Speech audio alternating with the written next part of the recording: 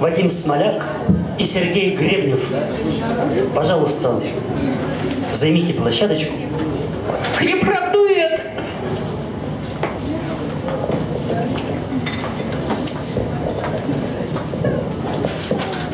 Вперед!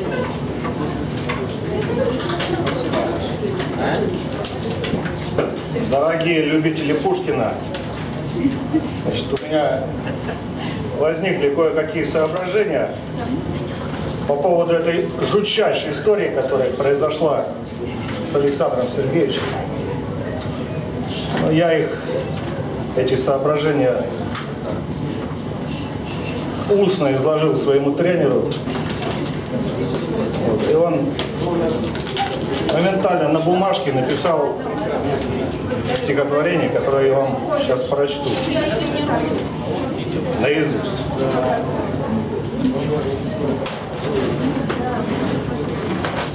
Хочешь зуб даю, хочешь ухо, но Пушкин галимая заказуха.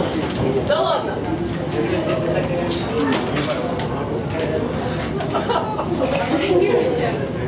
Хочешь зуб даю, хочешь ухо, Пушкин галимая заказуха.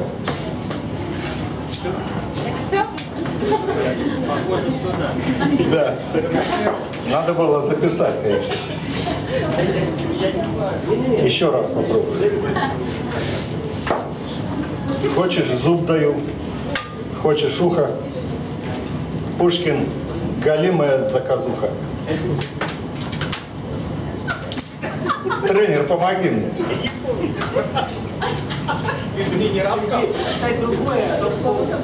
Если будут зарифованы аргументы, будет замечательно.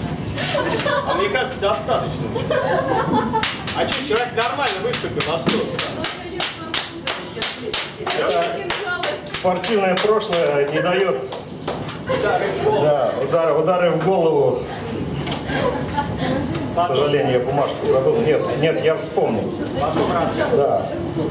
Хочешь зуб даю, хочешь ухо, Пушкин галимая заказуха. Пожалуйста, еще раз. Французы долго точили кинжалы за то, что кутузовские отжали. Одни попали на пику казакам, другие уехали автозаком, а после, откинувшись, замутили сквитаться на русском нашем светиле. Бросили, будто танцует сальсу, жена его с бригадиром Версальским. И нашептали, что Саша гонит пургу в стихах на царя в законе. А вот когда зашумела галера, к делу приставили гастролера. Мастера таких всяких всячин, который с голландским послом косячил. Скажи-ка, дядя, кто нанял Дантеса за 30 тугриков или песо? А может, поэта валил паскуда за 30 этих, как их, эскуда? Тверда должно быть была валюта. Если Сергеича грохнули люто, но зуб даю, отольются вам ваши лемур и шершеля фам. Мы Пушкина чтим, как братка почетного. И пьем сегодня за Сашу Черного. Музыка должна звучать в это время. Не звучит.